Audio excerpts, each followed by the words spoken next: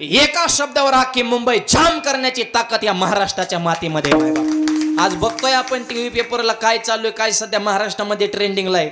हक्क मागण्यासाठी आमरण उपोषण, 24 तास पाऊस चालू आहे। त्या आझाद मैदानात चिखल झालाय, लोकांना बसायला जागा नाही, झोपायला जागा नाही, प्यायला पाणी नाही, आंघोळीला पाणी नाही, राहायला जागा नाही। पण तरी सुद्धा असल्याही वातावरणामध्ये तग धरून कसं राहायचं हे महाराष्ट्रातल्या शिवाजी महाराजांच्या मावळ्यांकडून शिकायचं मायबाप।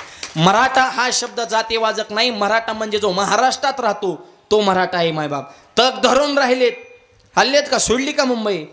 आणि सरकार विरोधात काम करतंय, हॉटेल बंद केले। पण माझी एकच विनंती, तुम्ही हॉटेल थांबवू शकता पण महाराष्ट्रातल्या माता माऊल्यांचे हात थांबवू शकत नाही। लाखोनी भाकरी पोच झाल्या मुंबईमध्ये मायबाप। ही स्त्रियांची ताकद सामान्य का? एक दिवस हाल झाले तर हजारोनं लाखोनं मायबाप लोकांची तिकडं रांग लागली। आणि आता इतका माल गोळा झालाय सरकार सहित, मी तर म्हणतो मुंबईला सुद्धा आता स्वयंपाक बनवायची गरज राहिली नाही। इकडून ज्या भाकरी गेल्यात, चपात्या, ठ्याचा, लोणचं, मुंबई सुद्धा म्हणेन आता पनीर मसाला वगैरे लई खाल्लं बघ त्याने बोर झालं, आता ही ठेच्यावर जरा ताव हाणाव, म्हणजे त्यांना सुद्धा पोचण्याची ताकद की महाराष्ट्रातल्या मातीमध्ये आहे। आणि एक वाक्य सांगतो, एखाद्याने एखादा लढा निर्माण करणं, समाजाला सगळ्यांना सोबत घेणं, एका शब्दासाठी एवढा समाज गोळा करणं हे काय बोलायची गोष्ट नाही। विडवलं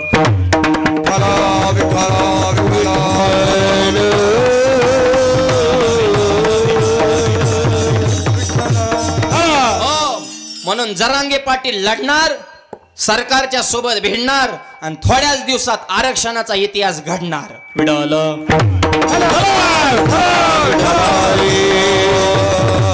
आणि हा जातीवाद नाही, सगळ्यांना सोबत घेऊन सगळ्या समाजाला सगळ्यांचा पाठिंबा आहे। मुस्लिम शिवाजी महाराजांच्या विचारांना पेटून उठलेला आधुनिक काळातला मावळा म्हणजे संघर्ष योद्धा मनोज जरांगे पाटील। इथं 18 पगड जाती माझ्या समोर बसलेल्या आहेत, वारकरी संप्रदाय सगळ्यांना सोबत घेऊन काम करतो हे मला माहीत आहे। आम्ही त्याच विचाराचे पाईक आहेत। परंतु मराठा आरक्षण हा जातीवादाचा मुद्दा नाही, मराठा आरक्षण हा हक्काचा विषय आहे। त्याला राजकारणाने जातीचा रंग दिलाय, त्याच्यात ते यशस्वी झालेत की ही जातीवाद करण्यामध्ये। पण जावे त्याच्या वंशात तेव्हा कळे, ज्यावेळेस स्वतःवर प्रसंग येतो ना त्यावेळेस दुःख कळत असतं। आमच्या गावातल्या कित्येक घटना अशा, माझा क्लासमेट होता मायबाप पण 2% गेला मायबाप। आज शेवटी गाया मागं जायची वेळ आली, रोडतो टचाटचा, मार्क आहे, टक्केवारी आहे, गुणवत्ता आहे, पण 2% जर माणूस जात असेल तर आयुष्यभर त्याच्या डोळ्यात पाणी आहे। आणि त्याच्या आईबापानं हाडाची काढ करून ह्याची शाळा MPSCची परीक्षा द्यायला लावली होती, पण 2% जर पोरं जात असतील ते हे लोकांना वाटतं हे जातीवाद, जातीवादाचा हा विषयच नाही हो। एखाद्याने एकाचा हक्क मागणं ह्याच्यात जात आलेच कुठं, हे प्रत्येकानं लक्षात घेतलं पाहिजे। आणि म्हणून जरांगे पाटलाने जो लढा उभा केलेला आहे, जसं कृष्णानं सगळे गोपाळ एकत्र केले तसं जरांगे पाटलांनी महाराष्ट्र एकत्र केला।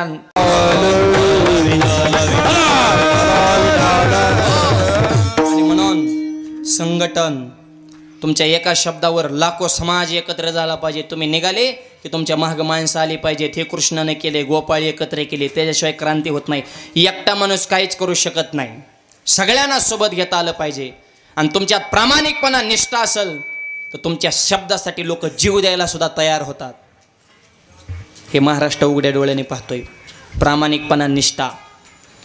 तसं भगवान श्रीकृष्ण गोपाळांची मीटिंग घेतली, इकडे या, पोटभर पाहिजे का, मग माझ्या मागं या, यालं तरी या रे लागे, अवघे माझ्या मागे मागे, तुम्हाला पोटभर देतो, फक्त तुम्ही कालवा करायचा नाही, मी सांगतो तसं शांत पद्धतीने चाला। आज देतो पोटभरी, पोटभर तुमचा निकालच लावतो म्हणले, पुरे म्हणाल तोरी, पण नियम लक्षात ठेवा, हळूहळू भांडणं दंगा दंगल करायची नाही, कोणी कोणाशी न बोला। आपण उपोषणाचं शस्त्र काढलेलं म्हणले तेवढ्यावरच आज देतो पोटभरी, पुरे म्हणाल फक्त शांत राहायचं।